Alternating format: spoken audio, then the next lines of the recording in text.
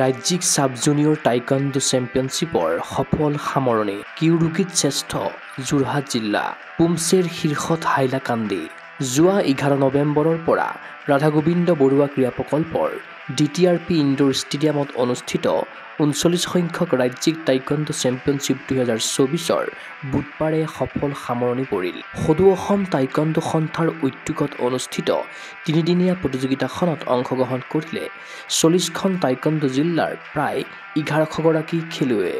বিগত 3টা দিনত কিউৰুকি আৰু পুমচে ইভেণ্টত সাব জুনিয়ৰ পৰ্যায়ৰ খেলুৱৈসকলে দাঙি ধৰিলে ক্ৰীড়া প্ৰদৰ্শন।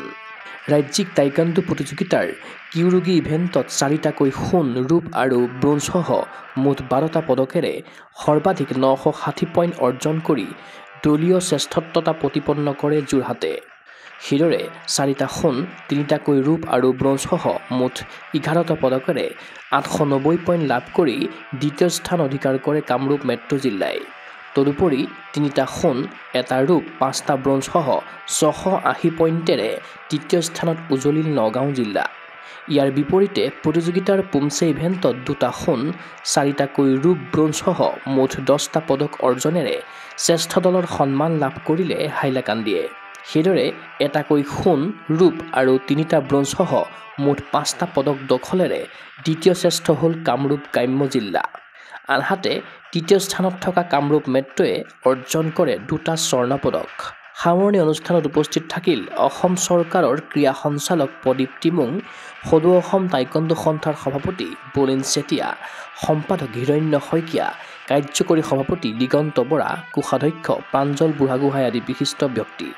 এসময়ত টাইকোৱাণ্ডো খেলাৰ ৰোমাঞ্চকৰ অভিজ্ঞতাৰ কথা ৰোমন্থন কৰিলে ক্ৰীড়া সঞ্চালক প্ৰদীপ টিমুঙে। সঁচাকৈ মানে টাইকোৱাণ্ডো সন্থা বা টাইকোৱাণ্ডোৰ খেলসমূহত আহিব পাই মানে কি মই নিজেও টাইকোৱাণ্ডো খেলিছিলোঁ, স্কুলৰ লেভেলত খেলিছিলোঁ, কিন্তু ইয়াত মই যেতিয়া কলেজত পঢ়ি আছিলোঁ তেতিয়া ইয়াত আমাৰ খেমচাম ছাৰ যিনি আছিলে তেখেতৰ লগতো মই মানে এডমিশ্যন লৈছিলোঁ বা খেলিছিলোঁ। কিন্তু যিহেতু কটন কলেজত পঢ়ি আছিলোঁ, পঢ়া শুনাৰ মানে ধৰি লওক অলপ বেছি প্ৰেছাৰটো থকাৰ কাৰণে কণ্টিনিউ কৰিব নোৱাৰিলোঁ। যি কি নহওক টাইকোৱাণ্ডোৰ প্ৰতি সদায় মোৰ এটা চফ এটা আছে আৰু মই আপোনালোকে গম পাইছে আজিৰ পৰা খেল মহাৰণ ষ্টাৰ্ট হৈছে। বহুত ইছ্যু আছে, ধৰি লওক আমি কিবাকিবি ফাণ্ড ৰিলিজ কৰা, কিবাকিবি কৰা, এইবিলাকৰ কাম আছে।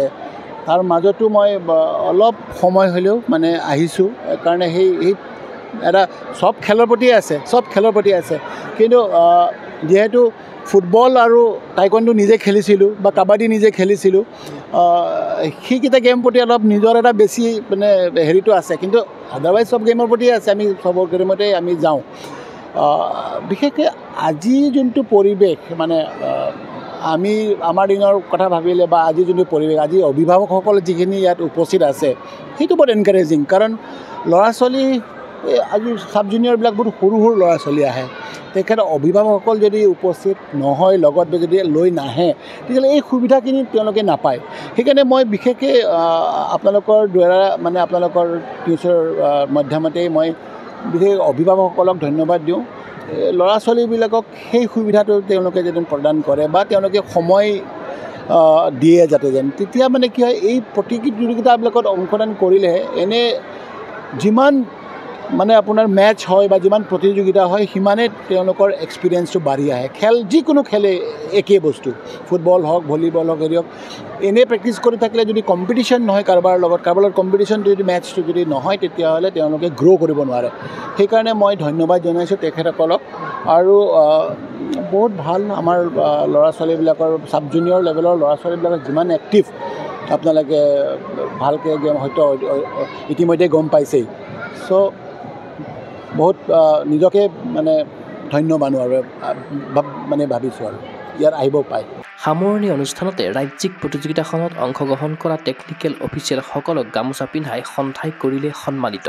খেলুৱৈসকলক উদ্দেশ্যি সদৌ অসম টাইকোৱাণ্ডো সন্থাৰ সভাপতি বলিন চেতিয়াই ৰাখিলে শুভেচ্ছামূলক ভাষণ। 39তম সাব জুনিয়ৰ টাইকোৱাণ্ডো চেম্পিয়নশ্বিপৰ অসম টাইকোৱাণ্ডো ফেডাৰেশ্যনৰ উদ্যোগত 11 তাৰিখৰ পৰা আৰম্ভ হৈছে। আজি অন্তিম এই প্ৰতিযোগিতাৰ।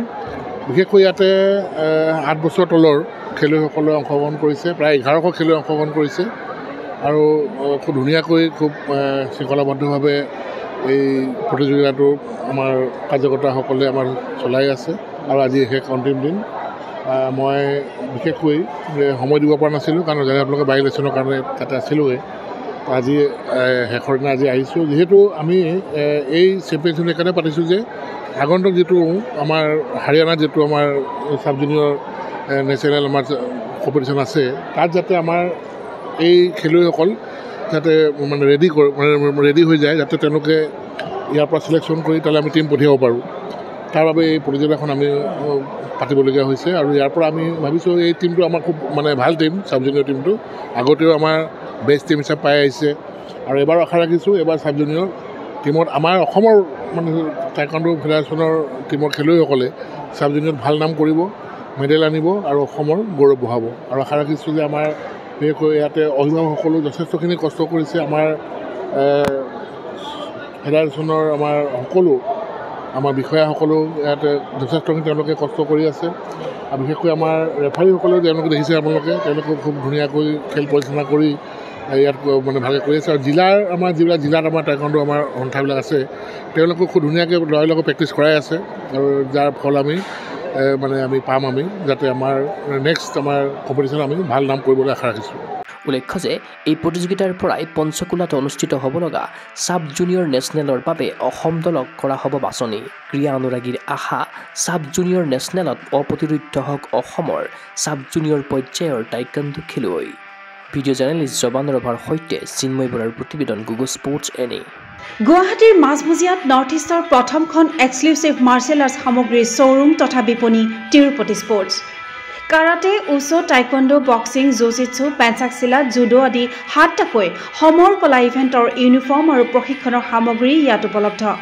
Tracksuit jersey martial arts medal memento trophy ক্ৰয় কৰিব পাৰিব পাইকাৰী মূল্যত ফুটবল ভলীবল বাস্কেটবল ক্ৰিকেট আদি ইভেণ্টৰ সামগ্ৰীৰ ছাপ্লাইৰ বাবে অৰ্ডাৰ ওলোৱা হয় কাৰাটে টাইকোৱাণ্ডোৰ নেশ্যনেল ফেডাৰেশ্যনৰ দ্বাৰা এপ্ৰুভড ব্ৰেণ্ড আৰু আপ টু ডেট সামগ্ৰীৰ বাবে একমাত্ৰ বিশ্বাসযোগ্য আৰু নিৰ্ভৰযোগ্য প্ৰতিষ্ঠান ঠিকনাটো হৈছে doctor B Barua road house number 52 first floor Ulubari Guwahati 7 phone number 9085083493 email sanju_regal@rediffmail.com